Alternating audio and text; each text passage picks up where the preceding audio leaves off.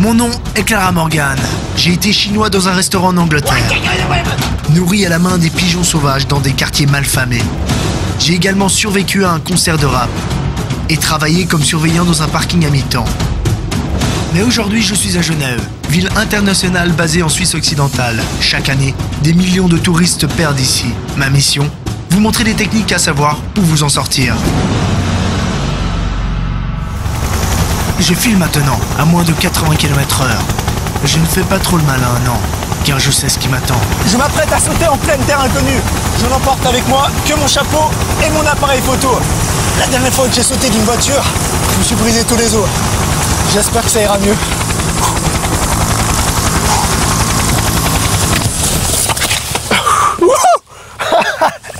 Excellent. Je suis maintenant sur place. La température extérieure est de 21 degrés Celsius. C'est là que commence mon aventure. Nous voilà perdus en pleine nature. La première chose à faire dans ce genre d'endroit, c'est de trouver la ville pour ensuite trouver l'aéroport. C'est ce que je vais faire aujourd'hui. Pour trouver la ville, vous pouvez utiliser la technique dite du paysan sournois. Cette technique consiste à coller votre nez contre le sol afin d'avoir vos deux oreilles à l'opposé l'une de l'autre. Au bout d'un moment, j'entends sur mon oreille gauche une légère vibration. Maintenant, je sais que la ville est par là. C'est parti. Tout excité à l'idée de découvrir ce que me réserve la suite, je fonce tête baissée. Le spectacle est inouï. C'est incroyable. Je savais que cette technique allait marcher. Je commence à sentir une légère douleur plantaire. En effet, si vous n'êtes pas habitué à marcher en ville, il y a des risques pour que votre sang coagule. Il faut donc se concentrer et ne pas perdre de vue son objectif. Nous sommes maintenant en ville. Il ne me reste plus qu'à trouver l'aéroport. Pour ça, je vais m'aider de mon chapeau pour repérer un avion dans le ciel. Les fibres de mon chapeau vont m'aider à filtrer les nuages de façon chlorhydrique et je vais pouvoir permettre de regarder. Vous ne pouvez pas le voir, mais j'arrive à distinguer là juste un avion. C'est un avion turc. Comme je sais que la Turquie est par là et que je repère que l'avion est en train d'atterrir, je sais que l'aéroport devrait se trouver là-bas. J'ai donc ma direction. On y va. Attention, attention. Ok, on y va, Voilà, regardez. On arrive au pied d'une fontaine. Pour traverser une fontaine, enlevez chaussettes et chaussures et accrochez-les autour du cou. Mais allez-y prudemment, car la chute n'est pas une option. Vous devez marcher tel un phasme. Assurez vos genoux et être beaucoup souple, de façon à faire des petites vagues, ce qui vous indique que vous êtes en pleine stabilité. Délirer et dire n'importe quoi est tout à fait normal dans cette situation. En effet, l'odeur dégagée par vos chaussures provoque un dysfonctionnement du cerveau, qui peut durer plus ou moins longtemps, selon les personnes. Et voilà ce qui peut arriver. L'an dernier, un Roumain a oublié de détacher ses lacets, il s'est cassé toutes les dents. Oh mon Dieu, je crois qu'on a une jolie averse sur moi. Je vais me dépêcher de me trouver un abri pour m'abriter. Dans la ville, il y a énormément d'individus différents, de toutes sortes. Il faut faire super attention quand vous passez une... Regardez, un léopard, couchez-vous.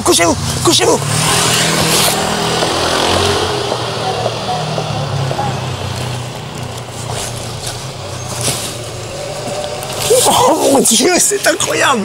Regardez-moi ça, des bipodes! Oh, c'est incroyable! C'est très rare d'en voir ici. Genève est une vie écologique. Je suis un peu perdu, et je n'ai pas mangé depuis des heures. Il devient urgent de trouver un abri et de la nourriture. L'avantage, c'est que la ville de Genève regorge de parcs publics qui facilitent l'élaboration d'un campement. Cet endroit paraît idéal pour y passer la nuit. En théorie seulement, car si on y regarde de plus près, nous pouvons y trouver des indices qui indiquent le contraire. Oh, regardez! Venez, regardez! Oh. Il est très fréquent de trouver ce genre d'objet. Cela m'indique clairement que je ne peux pas passer la nuit ici. L'an dernier, une Finlandaise s'est endormie dans le parc et elle s'est fait violer, défoncer le cul. Par contre, ces objets peuvent m'être utiles, comme par exemple ce préservatif. C'est un objet très souple et résistant, mais ce qui m'intéresse, c'est ce qui est à l'intérieur. Le sperme humain contient 27 fois plus de protéines que dans un menu Big Mac, ce qui en fait une denrée incontournable en situation de survie. C'est plein de vitamines et de sels minéraux. Cela me permettra de passer la nuit. J'ai repris un peu de force, mais pas le temps de digérer. La nuit arrive à grands pas et je n'ai toujours pas d'abri. La nuit, il vaut mieux cacher ses objets de valeur. J'ai donc rangé mon appareil dans mon sac et rapidement trouvé un endroit où me mettre en sécurité. Regardez là-bas, cette voiture fera parfaitement l'affaire.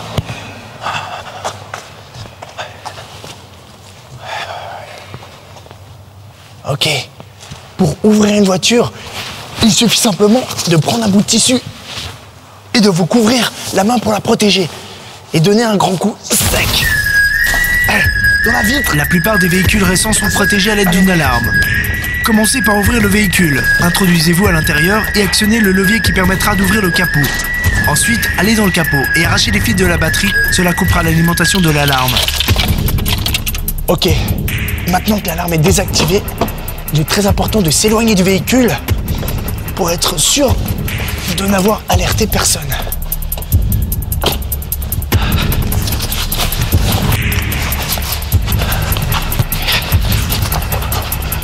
Ok, on va observer un petit moment ce qui se passe. Personne n'a été alerté. Je peux donc y retourner. Ok, la zone est sûre. Je vais enfin pouvoir dormir. J'en rêvais. À demain, bonne nuit.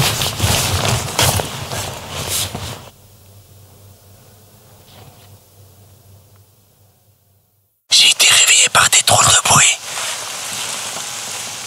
J'aime pas trop ça. Je ne sais pas si vous arrivez à le voir.